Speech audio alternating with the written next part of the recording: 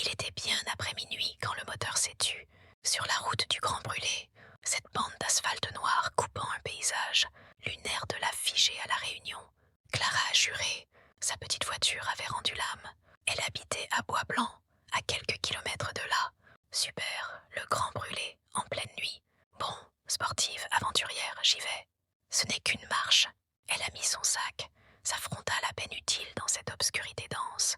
Le vent charriait des embruns salés. C'est alors qu'elle les a entendus. Des rires. Deux.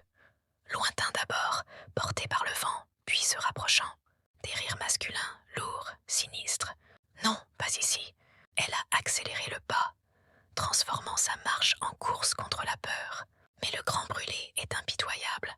Son pied s'est coincé dans une crevasse, masqué par l'ombre d'une vieille coulée. Une douleur fulgurante lui a traversé la cheville. Elle s'est effondrée avec un cri étouffé. Clara a rampé désespérément vers le bas-côté, cherchant un abri contre le mur de roches volcaniques.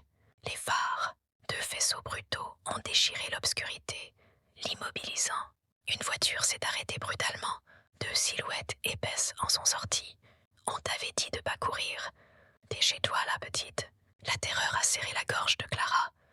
Ses yeux, habitués à la nuit, ont aperçu à côté d'elle une faille béante dans le basalte, un tunnel de lave noire et profond, une issue, une chance. Dans un ultime hurlement primal, elle s'est jetée dans l'abîme. Les hommes sont restés là, scrutant le vide de leurs lampes, ne voyant rien d'autre que l'obscurité. Le vent a gémi dans la faille. Sur la roche noire et tranchante du Grand Brûlé, une flaque d'un rouge profond s'est étendue, lentement absorbée par la terre indifférente. À Bois-Blanc, personne n'a vu Clara arriver. La Réunion a gardé son secret.